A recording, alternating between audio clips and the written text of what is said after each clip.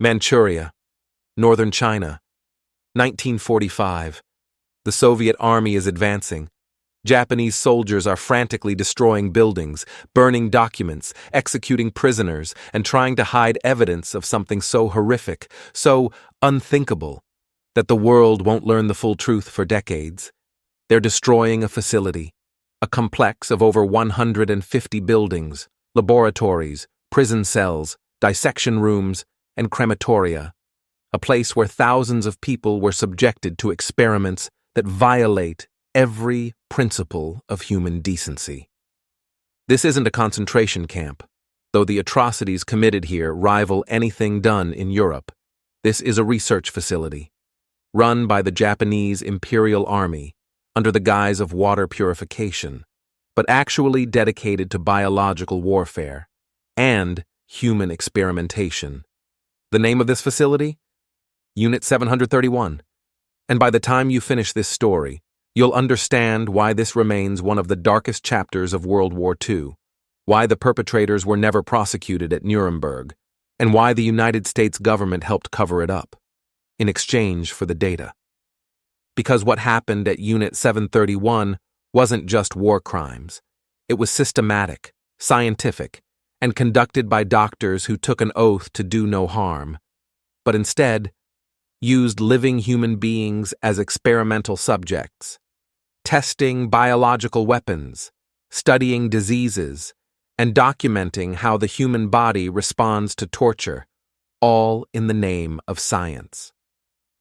This is the true story of Unit 731, the secret program that killed thousands, the cover-up that protected the guilty, and the victims who were called logs, because to their captors, they weren't human beings. They were raw materials. Warning: this story contains descriptions of human experimentation and medical atrocities. It's difficult to hear, but it's history, and it needs to be told. Let me take you back to the 1930s. Japan is expanding its empire across Asia, invading Manchuria in 1931, creating a puppet state called Manchukuo, and the Japanese military is looking for advantages, for weapons that will guarantee victory. Enter Surgeon General Shiro Ishii, a brilliant doctor, graduate of Kyoto Imperial University, medical officer in the Imperial Japanese Army, and a man with a dark vision. Ishii believes the future of warfare lies in biological weapons, diseases, pathogens, bacteria, viruses, weapons that kill silently, that spread through populations, that can devastate enemy nations without firing a shot. But there's a problem. Biological weapons are banned.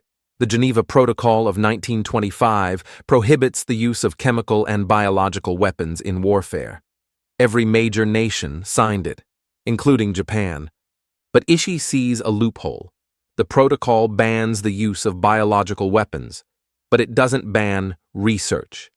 And Ishii convinces the Japanese military to fund his program, to build facilities, to conduct experiments, all under the cover of epidemic prevention and water purification. And the military agrees, because they want those weapons. In 1932, Ishii establishes his first facility, in Beiyini, in Japanese-occupied Manchuria, far from prying eyes, far from international observers, where he can work in secret. The official name? Epidemic Prevention and Water Purification Department. Innocent sounding, benign. The kind of organization that helps soldiers avoid disease, that protects public health. The reality? A biological warfare research unit, conducting experiments that would shock the world, if anyone knew. But the Beiyinhe facility is too small. Ishii's ambitions are growing. He needs more space, more resources, more subjects. And in 1936, he gets approval to build something bigger. Unit 731, the Epidemic Prevention and Water Purification Department of the Kwantung Army, located in Pingfang, a suburb of Harbin, in Manchuria. And what they build there becomes one of the largest biological warfare facilities in history.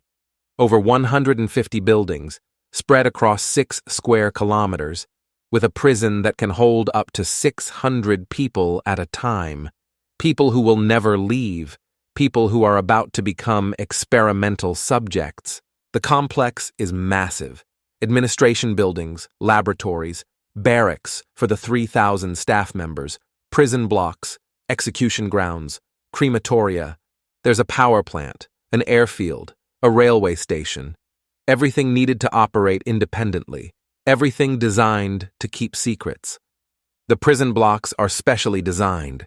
Cells for individual prisoners, observation rooms, areas for conducting experiments, dissection theaters, all built with one purpose: to study human responses to biological agents, to disease, to poison, to trauma. And the people held in these cells, the people who will become victims, they come from multiple sources: Chinese civilians, captured by the Kempeitai, the Japanese military police, accused of being resistance fighters, or communists, or just in the wrong place at the wrong time, Soviet prisoners, captured on the border, spies, soldiers, anyone the Japanese military deems expendable, Koreans, Mongolians, Russians, and even some Allied prisoners of war. Though the numbers are disputed, what's certain is this: between 1936 and 1945, at least 3,000 people are killed in Unit 731's experiments. Some estimates put the number as high as 10,000 or more. And these deaths aren't quick. They're agonizing, documented, and deliberate. The prisoners are given numbers, not names. They're referred to as maruta, logs, like pieces of wood, raw materials for experimentation, dehumanized completely. Because that's how you get doctors to do what they're about to do. You convince them these aren't people, they're subjects, data points, scientific resources. And once you believe that, there are no limits to what you'll do. The experiments conducted at Unit 731 are systematic, scientific, and absolutely horrific, designed to answer questions about biological warfare, about human physiology, about the limits of human endurance. They test plague, bubonic plague, pneumonic plague. Prisoners are infected deliberately, some through injection, some through inhalation, some through contaminated food. The doctors observe, document symptoms, measure how long it takes to die, perform autopsies on living victims to see how the disease progresses. They test anthrax, cholera, typhoid, smallpox, dozens of pathogens, all tested on living human beings, without anesthesia, without consent, without mercy. But it gets worse. Because Ishii and his team aren't just testing diseases, they're testing delivery methods. How do you weaponize these pathogens? How do you spread them effectively? And the answer they develop is both brilliant and terrifying. Bombs filled with plague-infected fleas. They create ceramic bombs, designed to shatter on impact without generating heat, because heat kills the bacteria. The bombs are filled with plague-infected fleas, bred in massive quantities at Unit 731. And they test these bombs, not just in the laboratory, but in the field, on Chinese villages. Documented attacks include Changde in 1941, where plague-infected fleas are dropped from aircraft. The city experiences a plague outbreak. Thousands die. The Japanese observe, document, study the effectiveness. Ningbo, also 1941. Similar attack, similar results. Plague spreads. People die. Data is collected. These aren't battlefield weapons used against military targets. These are weapons of terror, used against civilian populations, to test effectiveness, to gather data, to see how well biological warfare actually works. And the answer is, it works horrifyingly well. But the experiments don't stop at disease. Frostbite research. Prisoners are taken outside in winter. Their limbs are exposed to sub-zero temperatures, then immersed in water at various temperatures, to determine the most effective treatment for frostbite. Because Japanese soldiers fighting in Manchuria suffer from frostbite, and the military wants to know how to treat it. The method? Freeze prisoners' hands and arms until the tissue is destroyed, then test different rewarming techniques. Hot water, cold water, dry heat. Document which method works best. The prisoners? They're dissected afterward to study the extent of tissue damage. Vivisection, dissection of living humans, without anesthesia, to study disease progression, to examine organs while the subject is still alive, to see how pathogens affect different body systems. Because once the disease has progressed far enough, the doctors want to see it firsthand, and cadavers aren't useful.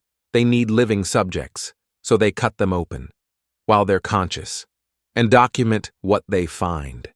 Pressure experiments, to test how much pressure the human body can withstand. Prisoners are placed in pressure chambers. Pressure is increased or decreased, until organs rupture, until eyes burst from their sockets, until death occurs. All documented, all measured, all treated as scientific data. Weapon testing, grenades, flamethrowers, bombs, tested on living prisoners, tied to stakes, to measure effectiveness, to study wound patterns, to improve Japanese military equipment. And here's the part that makes this even more disturbing. These aren't rogue doctors. These aren't sadists working in secret. This is an official program, funded by the Japanese military, staffed by trained physicians, operating with government approval. Over 3,000 people work at Unit 731, doctors, nurses, scientists, technicians, guards, support staff, and almost all of them know what's happening. Almost all of them participate, because they've been told this is for the empire, for Japan, for victory in the war. The program expands, because Ishii's work is so successful, so valuable, that the military establishes similar units throughout Japanese-occupied territory. Unit 100, focused on animal diseases, testing pathogens that kill livestock, destroy crops, biological warfare against enemy food supplies. Unit A 1644 in Nanjing. Similar mission to Unit 731, more human experiments, more victims. Unit 8604 in Guangzhou, biological and chemical warfare research. Facilities in Singapore, in Burma, throughout the Japanese Empire, all conducting similar research, all using prisoners as experimental subjects. The total number of victims? Unknown. Records were destroyed. Survivors were executed. The full scope will never be known, but estimates range from 10,000 to 200,000 people killed in these programs over the course of 9 years. And the world doesn't know. The Allies suspect something.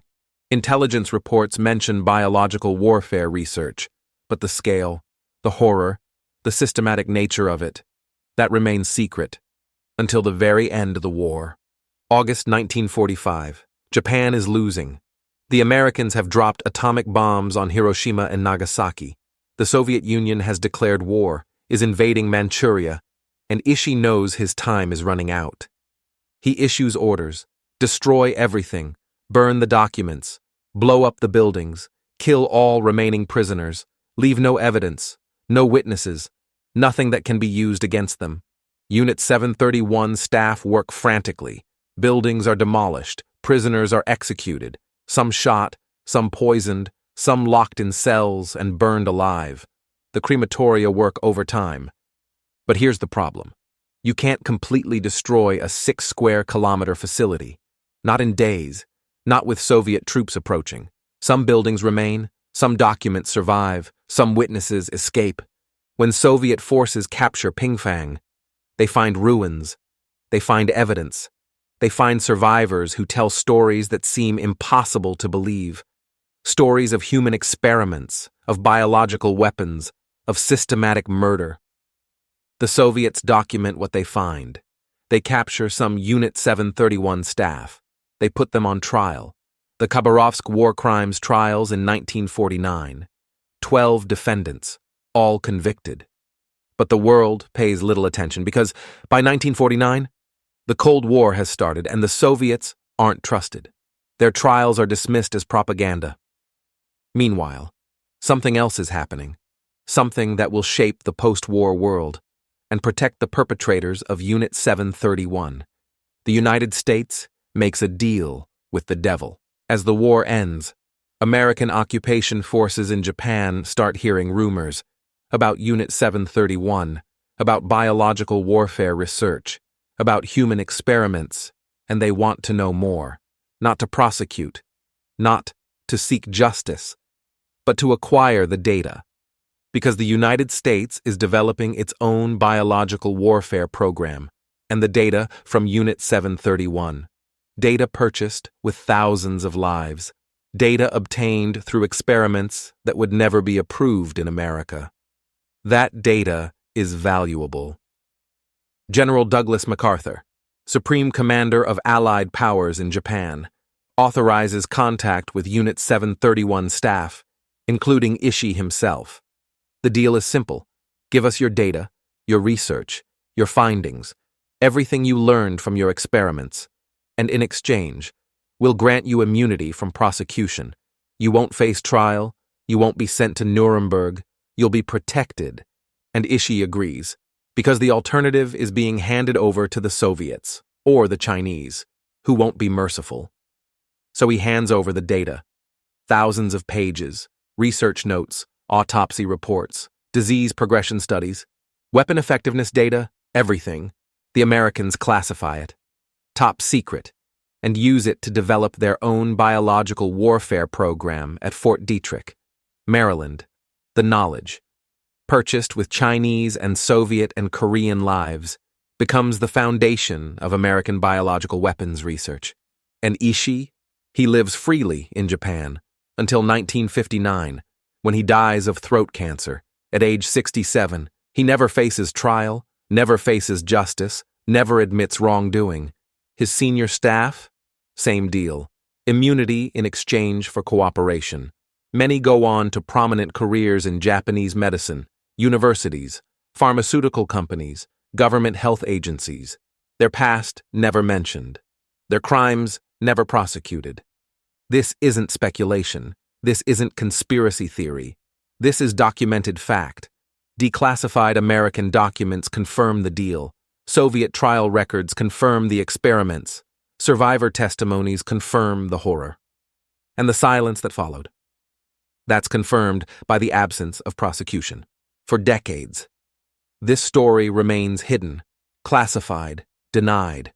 The Japanese government refuses to acknowledge Unit 731, calls it propaganda, dismisses survivor testimonies.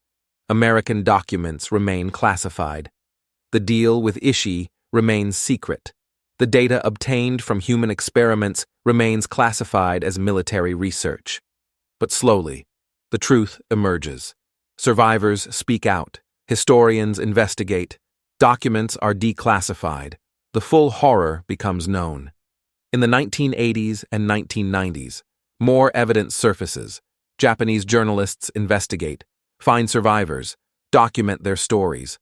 Former Unit 731 staff, now elderly. Some confess. Describe what they did, express regret, though many maintain they were just following orders. Chinese survivors, Korean survivors, they tell their stories of being taken, experimented on, of watching others die, of barely escaping themselves, and physical evidence appears. In 2011, construction work in Tokyo uncovers human remains, dozens of bodies, some showing signs of medical experimentation, likely victims of Unit 731 subunits. The Japanese government investigates, confirms they're from World War II, but doesn't officially acknowledge their connection to Unit 731. The site of Unit 731 in Pingfang, it's now a museum, established by China, documenting the atrocities, displaying artifacts, buildings, equipment, survivor testimonies, visited by thousands, a reminder of what happened. But Japan's official position remains complicated.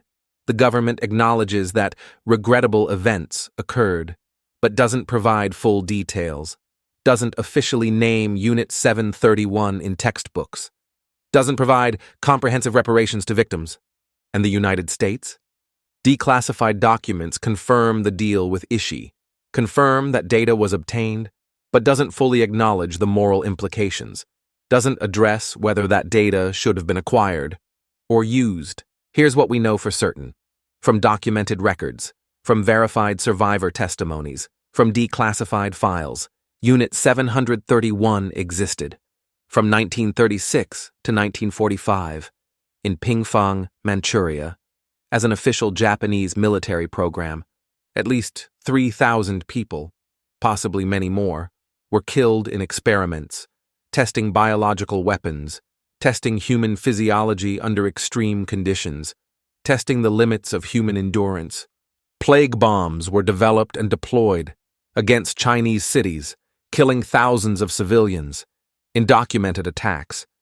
The United States granted immunity to Ishii and his staff in exchange for research data.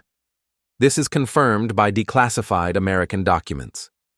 None of the senior Unit 731 staff were prosecuted at Tokyo war crimes trials. Unlike their Nazi counterparts at Nuremberg, the doctors who conducted human experiments in Germany faced justice. The doctors who conducted human experiments in Manchuria did not. Why? Because the Americans wanted the data, and the Cold War was beginning, and Japan was being positioned as an ally against communism, and prosecuting Japanese war criminals became politically inconvenient. The victims? They received no justice, no reparations. Many died anonymously, referred to only by numbers, logs, raw materials for research. Their families often never learned what happened, never received confirmation, never got answers. This story matters, not just as history, but as a warning about what happens when science abandons ethics, when military necessity overrides human decency, when dehumanization becomes policy. The doctors at Unit 731 weren't monsters. That's the terrifying part. They were educated professionals, trained physicians, people who took an oath to heal, to do no harm, but they were convinced that their prisoners weren't human, that military necessity justified any action, that scientific knowledge was worth any price. And once they believed that, there were no limits, no restraints, no acts too horrific to contemplate. This is how atrocities happen. Not because evil people do evil things, but because normal people convince themselves that what they're doing is necessary, justified, important, and that the people they're hurting don't matter. The cover-up afterward? That's a different kind of betrayal, because it prioritizes data over justice, scientific knowledge over human rights, strategic advantage over moral clarity. The United States chose to protect war criminals in exchange for research data obtained through experiments that violated every ethical standard, every principle of medical research, every concept of human rights. Was that data valuable? Scientifically? Perhaps. But at what cost? Is scientific knowledge worth protecting people who committed atrocities? Is strategic advantage worth abandoning justice for victims? These are questions we still struggle with. In medical ethics, in military policy, in international relations. Today, the museum at Pingfang stands as a memorial to the victims, to the atrocities, to the importance of remembering. Survivors, now in their 80s and 90s, continue to tell their stories, to demand acknowledgement, to seek justice. Even though most perpetrators are now dead, historians continue to investigate, to document, to preserve the evidence. So this history isn't lost, isn't denied, isn't forgotten. And medical ethicists study Unit 731 as a case study in what happens when research ethics collapse, when scientific curiosity overrides human rights, when doctors become killers. Because the lessons of Unit 731 aren't just about World War II. They're about human nature, about the capacity for ordinary people to commit extraordinary evil. When the right conditions exist, dehumanization, military authority, scientific justification, secrecy, and the absence of accountability. These are the conditions that enabled Unit 731, and they can exist anywhere, in any time period, in any country, if we're not vigilant. The victims of Unit 731 deserve to be remembered, not as logs, not as experimental subjects, not as numbers in research reports, but as human beings, with names, with families, with lives that were stolen from them.